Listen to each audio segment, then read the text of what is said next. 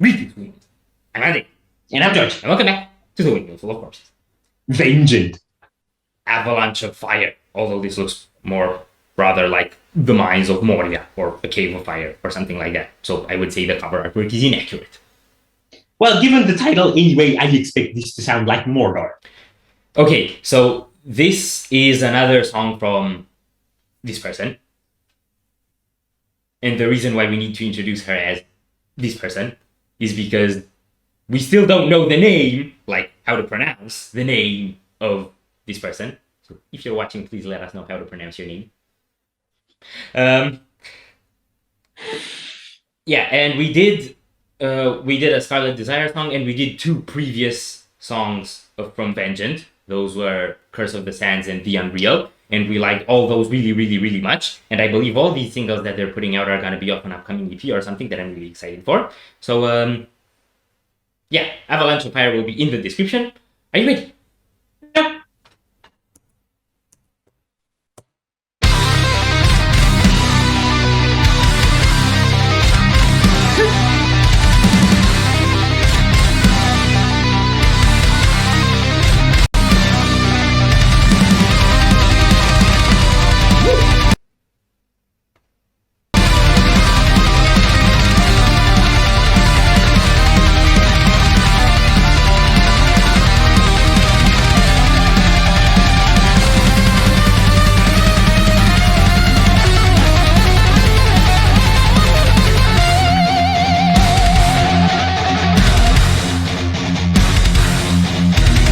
Yeah.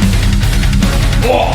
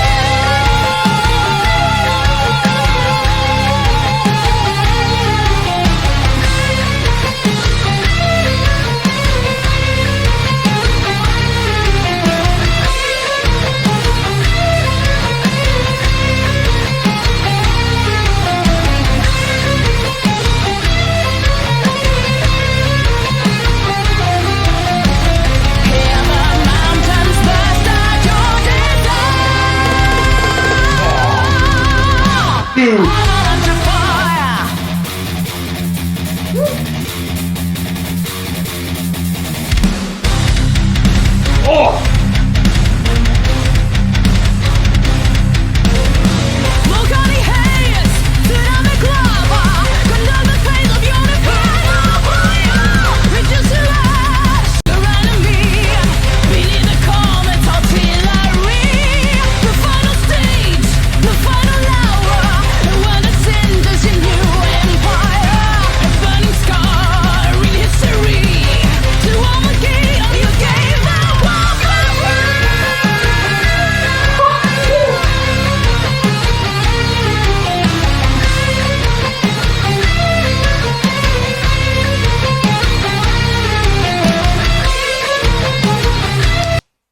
Bro.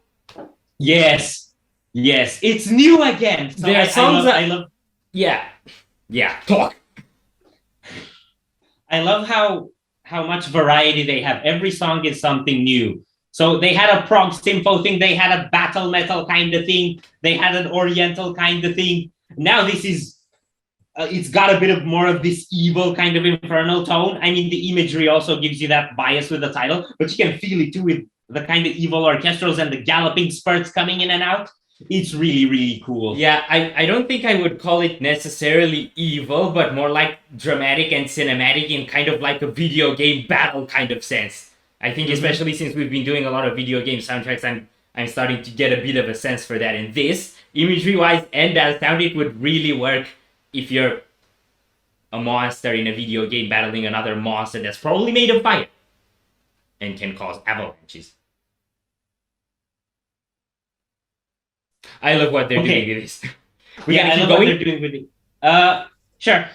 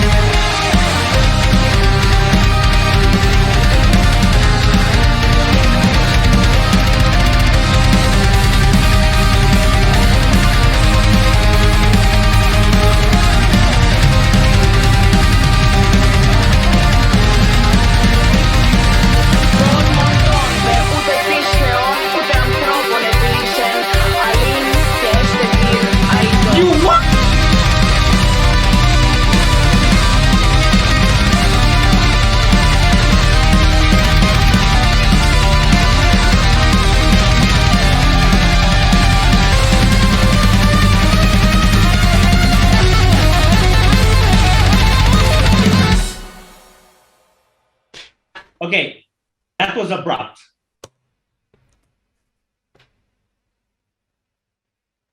Yes. Greek my heart out. Okay, so when you said you what, I didn't quite catch what was going on. She was singing Greek, but it was kind of muffled and in the background, and I guess a bit unhuman sounding. Okay, I'll have to get back at that. Wow, okay, this is a lot to unpack, so let me wrap my brain around it. Okay, so I love what they're doing, harmonizing again, like layering the guitars and layering the vocals too. It really helps amp up this sort of full soundscape, so they're not just relying on keyboard and sound design for that, so that's really, really cool. And I think it's the most metal of the four we've got so far. Also with the vocals, you got a bit of this, you still have the like early Nightwish feel from the vocals, but with a bit of grit coming in every now and then and still feeling very confrontational, which I think is really cool. So, yay! Okay, so on vocals, I'm actually feeling, well, I think on the Unreal, there were also some pretty like belty and not exactly operatic-ish vocals, and on Curse of the Sands as well. So we had that going on so far. I think actually just the first one was really the most Nightwish, and I would also say that one was one of the most metal because it was very battle themed. But this one kind of has the infernal blaze sort of, like you can, like in the artwork, you can feel the flames rising from the deep. It's got this really epic feeling, and it's really image building and dramatic in that sense. Okay, so talking of image building and flames rising, it's kind of like this. Paint this picture. Do you know at the beginning of the second Lord of the Rings movie, Gandalf and the Balrog fighting while falling? Now you play this song while rewinding that.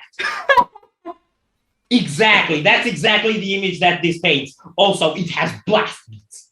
Demons backwards. With blast beats. Okay. They had verse, chorus, bridge, bridge, bridge, bridge, end. It didn't go back into chorus. Yeah, and it didn't go back into another verse. And that whole part, as soon as they started tearing it apart, everything that was going on was just mental, and it was just another surprise after the other, just slamming you.